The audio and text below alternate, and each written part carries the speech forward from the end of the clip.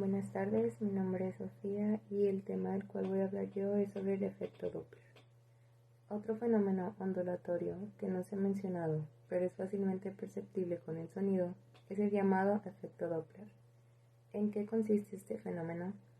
Doppler se presenta cuando existe un movimiento relativo entre una fuente de ondas, un emisor y un receptor u observador. Cuando esto ocurre, la frecuencia percibida por el receptor se ve afectada por dicho movimiento, aumentando si el emisor y el receptor se aproximan entre sí, y disminuyendo cuando se alejan uno del otro. Cuando no existe movimiento relativo entre la fuente de ondas y el receptor, no se produce este efecto. Como ya se mencionó, este fenómeno puede apreciarse fácilmente con el sonido. En ocasiones nos encontramos en reposo en alguna avenida y escuchamos el sonido de un automóvil. Cuando éste se acerca hacia nosotros, escuchamos el sonido con una frecuencia más alta. Cuando se aleja, el sonido tiene una frecuencia más baja. En este caso, el emisor, que viene siendo el automóvil, es el que se mueve y el receptor está en reposo. También puede ocurrir el caso contrario, es decir, que la fuente de sonido se encuentra en reposo y el receptor en movimiento. Incluso el efecto Doppler se presenta cuando ambos, emisor y receptor, se mueven acercándose o alejándose uno con respecto al otro. Es muy importante precisar que lo que se analiza el efecto Doppler es el cambio en la frecuencia de las ondas y no la intensidad de esta. Es muy común confundir estas dos características al estudiar este fenómeno. Bueno, a continuación voy a explicar un ejemplo. El ejemplo que nos marca dice: el silbato de una fábrica tiene una frecuencia de 800 Hz. Un día en que la velocidad del sonido es de 340 metros sobre segundo. Y nos pregunta que qué frecuencia percibirá una persona que se acerca a la fábrica con una velocidad de 30 metros sobre segundo y cuál es el tono de sonido que escucha una persona que se aleja de la fábrica con una velocidad de 30 metros sobre segundo. Bueno, los datos que tenemos que viene siendo la frecuencia aparente escuchada por el observador es de 800 Hz, la velocidad del sonido es 340 metros sobre segundo y la velocidad del observador es de 30 metros sobre segundo. Vamos a obtener la velocidad de la fuente de sonido. Y como solución tendremos que la frecuencia aparente por el observador es igual a la velocidad del sonido más la velocidad del observador entre la velocidad del sonido más la velocidad de la fuente del sonido por la frecuencia. Cuando la persona se acerca a la fuente de sonido que está en reposo, la fórmula queda como sigue. Frecuencia aparente por el observador es igual a la velocidad del sonido más la velocidad del observador entre la velocidad del sonido menos la velocidad de la fuente del sonido por la frecuencia. Si se sustituyen los datos, quedaría que la frecuencia aparente del observador es igual a 340 metros sobre segundo más 30 metros sobre segundo entre 340 metros sobre segundo menos 0 por 800 Hz, que vendría siendo que la frecuencia es igual a 870.59 Hz. Cuando la persona se aleja de la fuente de sonido que está en reposo, la fórmula queda como sigue. La frecuencia aparente por el observador es igual a la velocidad del sonido menos la velocidad del observador entre la velocidad del sonido más la velocidad de la fuente de sonido por la frecuencia.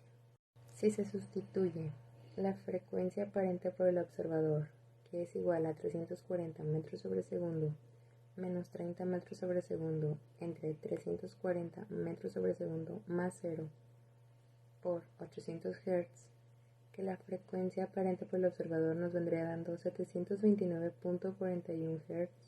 Como conclusión tenemos que la persona escucha una frecuencia más alta cuando se acerca a la fábrica y escucha una frecuencia más baja cuando se aleja de la fuente que emite el sonido. Soy Melanie del equipo 2 y voy a explicar el tema de espejos y lentes. Un espejo es una superficie lisa que refleja los rayos de la luz que recibe. Los tipos más comunes de espejos son los planos y esféricos. En un espejo plano la superficie reflectora es una forma plana sin ninguna curvatura y es el tipo más común. Un espejo de este tipo forma imágenes virtuales, puesto que parecen como si estuvieran dentro de un espejo a la misma distancia y son derechas, ya que conservan la misma posición que el objeto. Para un espejo plano, la distancia del espejo al objeto es siempre de igual magnitud que la distancia a la imagen de dicho objeto.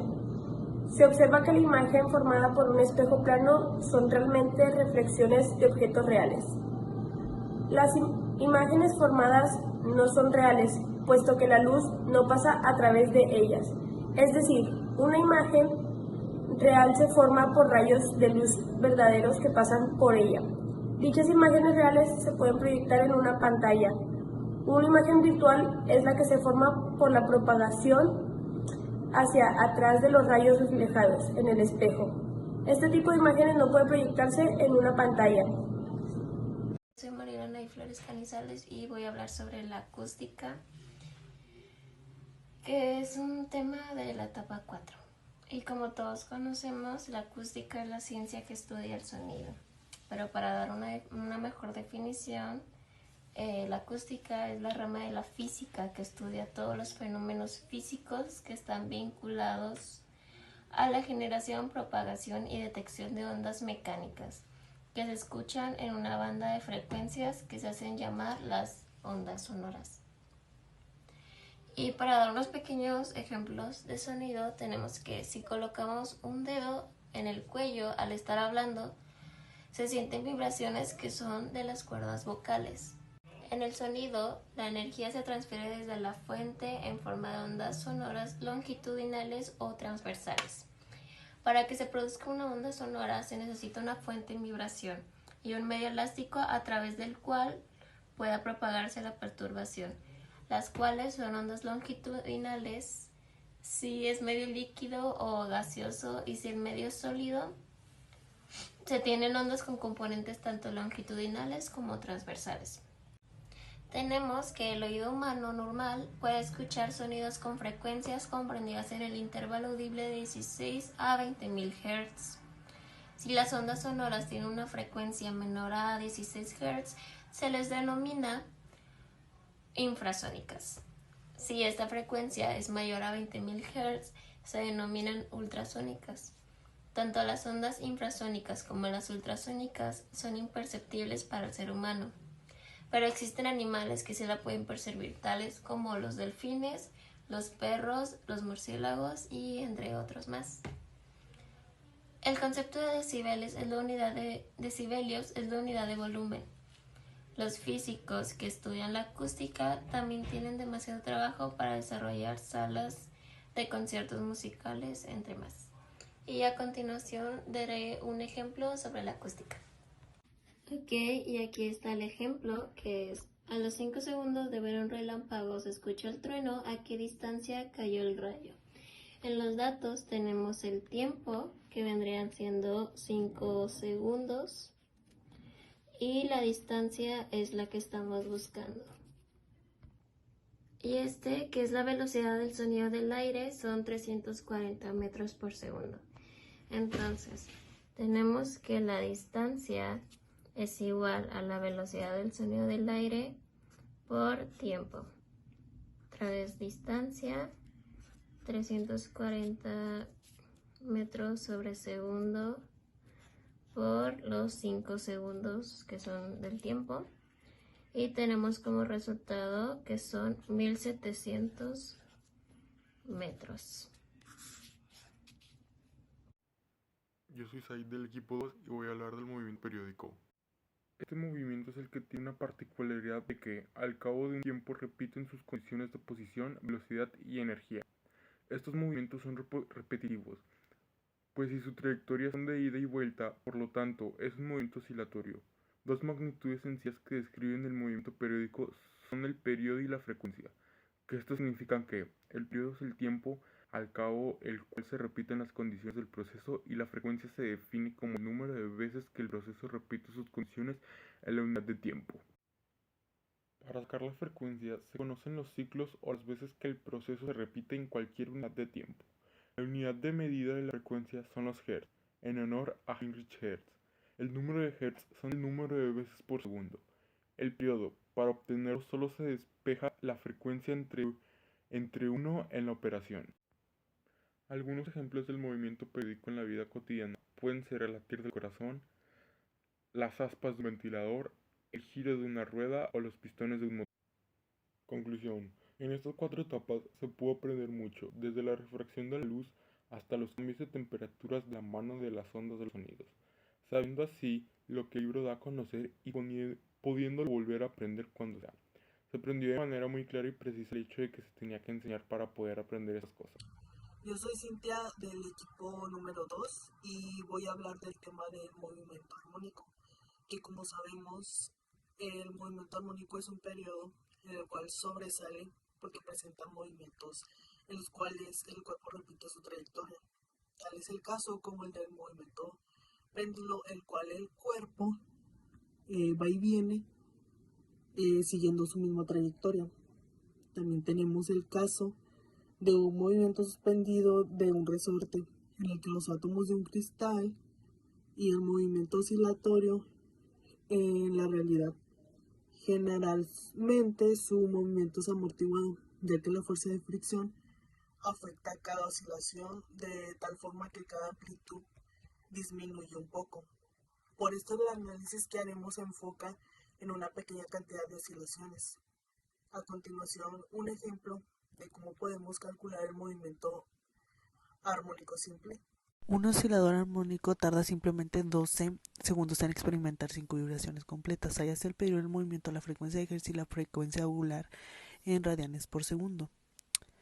Ya que tenemos esto, como podemos ver, vamos a medir la 12 entre 5, lo cual dividido dará un resultado de 2.5 segundos, por el cual vamos a ver la frecuencia en Hertz, que vendría siendo, por lo cual tenemos que sacar la frecuencia, lo cual la frecuencia se divide de 1 entre 2.4, lo cual nos da un resultado de 0.417 Hz, por lo cual podemos ir sacando la frecuencia angular. Esta es la frecuencia angular omega entre 2pi, lo cual nos da un resultado de 2pi y un resultado de 0.417.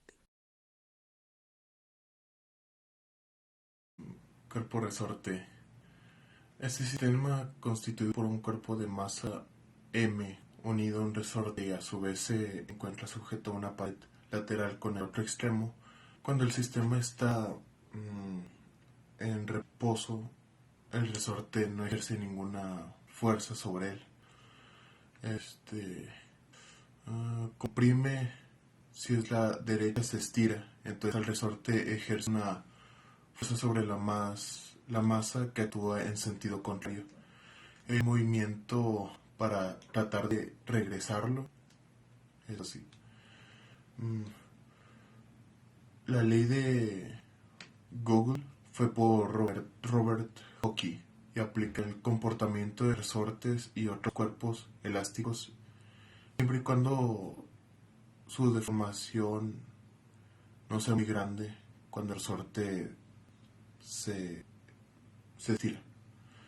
En un momento ya no se recupera su forma original, llega a un estado que percibe el nombre de límite elástico, que al ser puesta a oscilar con un resorte constante elástico de 20N sobre M, tiene un periodo de 2 segundos. Ese fue el ejemplo. Los datos serían K es igual a 20N sobre M, T, el tiempo es igual a 2 segundos, y la solución sería T es igual a 2pi sobre M sobre K. Despejo sería M es igual a K1